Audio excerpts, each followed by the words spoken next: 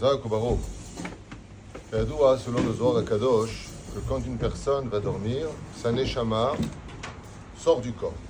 Elle sort du corps pour aller monter devant le trône divin et rendre des comptes sur la journée, pour le meilleur comme pour le pire, et signer chaque jour une feuille spirituelle dans laquelle elle s'engage à reconnaître ses bienfaits comme ses méfaits. Et doit.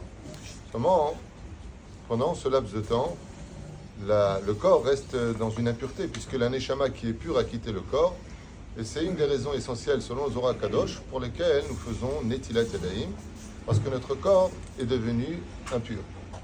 Le Roche, lui, Kayado Alekulanu, lui dit que les mains vont, pendant la nuit, sont askaniot, c'est-à-dire qu'elles vont un petit peu toucher des endroits qui sont sales, et c'est la raison aussi pour laquelle, eh bien, nous faisons Netilat Yadayim. Mais la troisième raison, c'est Zecher la Kohanim, comme faisaient les Kohanim. La question est de savoir maintenant, la nuit, quand on dort, et qu'on a par exemple un pyjama, dans lequel, même si on se gratte un endroit qui est toujours couvert, eh bien on se grattera sur le tissu en général.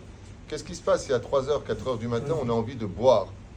On a envie de boire. Alors bien sûr, quand on entend le tonnerre ou l'éclair, on n'a pas le temps de courir faire Netilat Yadayim pour dire la bénédiction, puisque le temps de le dire, c'est à peu près une seconde. Torquede Amira Shalom Alecha Rabbi. Donc on pourra très vite comprendre qu'on s'essuie immédiatement les mains sur le tissu pour dire la bénédiction. Mais quand tu vas boire de l'eau, là par contre, il n'y a rien qui presse. Tu te lèves, tu vas à la cuisine, est-ce que tu es obligé ou pas de faire Netilat Yadayim ou Maouadim? C'est une marloquette rishonim, à savoir qu'il y en a qui disent que oui. On ne va pas commencer à faire qui, que quoi, dans lequel, mais juste que vous sachiez, il y en a qui disent que oui. Dans ce cas-là, étant donné que tu te lèves d'une impureté et que tu vas faire la bénédiction de Baruch Ata Hashem, alors tu fais Netilat. Tu fais Netilat sans dire Al Netilat Yadayim, tu fais juste le Keli et tu dis Sheakon Yabit Baro et Boré Nefashot et ensuite tu retournes tout simplement dormir. Pourquoi? Et Bevadaï, qu'il y en a d'autres qui disent l'autre tsarich. Pourquoi? Il dit parce que tout comme quand il y a l'éclair et quand il y a le tonnerre, on s'essuie les mains et on peut dire la bénédiction. Charissement Khalze, Lama.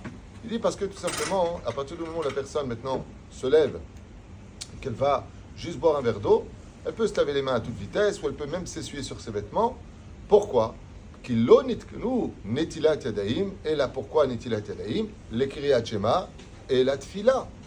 C'est pour le kriyat shema, le netilat yadayim, et pour la tfila, yesh mosifim, le birkat Hamazon. Donc, étant donné qu'il s'agit ici ni de Shema Israël, ni de tfila, ni de birkat Hamazon, on aurait pu facilement laquelle. Vechen pasak maran shulchan aruch, que Béhémet, celui qui se lève la nuit, n'est pas obligé de faire Netilat Yadayim pour dire la bénédiction de Sheakol Yabit Baro. Il peut tout à fait se lever puisqu'il compte redormir, bien sûr. S'il ne compte pas de redormir, ça change toutes les règles. Mais à partir du moment où il compte redormir, il peut simplement passer ses mains sous l'eau ou s'essuyer sur ses vêtements, dire Sheakol et se retourner comme ces gens qui posent une bouteille d'eau fermée, attention, jamais ouverte, surtout pendant la nuit.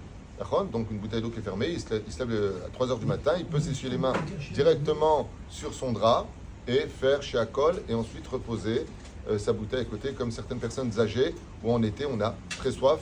Il est important de boire beaucoup, bien sûr, pour ne pas se déshydrater. Et dans ce cas-là, lo chayav litol yadayim. Alors celui qui le fait, t'avoue la bracha, il fait meod, il y a des poskim qui disent qu'il faut le faire, mais s'il ne l'a pas fait, lo kara klum. Ainsi donc, yatsa yede chova, juste en s'essuyant les mains ou en se lavant les mains sous l'eau. On ne peut pas chez alcool si on boit un cachet ou deux. Si on boit un cachet avec de l'eau, est-ce qu'on fait Sheakol? Non. Parce que l'eau est un besoin et non pas parce que j'ai soif. C'est l'eau les tzimaon. C'est que je ne peux pas avaler le cachet sans eau, donc l'eau devient tafel. Donc dans ce cas-là, je ne dis pas. Mais par contre, si en prenant ce cachet la nuit, tu as soif, c'est l'occasion en même temps de boire, tu diras Sheakol ni abidvaro, puisque maintenant, derrière le fait que tu aies besoin de l'eau pour boire le cachet, il y a aussi le fait que tu aies soif. Et toute ana'a, c'est-à-dire tout profit de ce monde, n'a pas le droit d'être mis en application sans la bénédiction.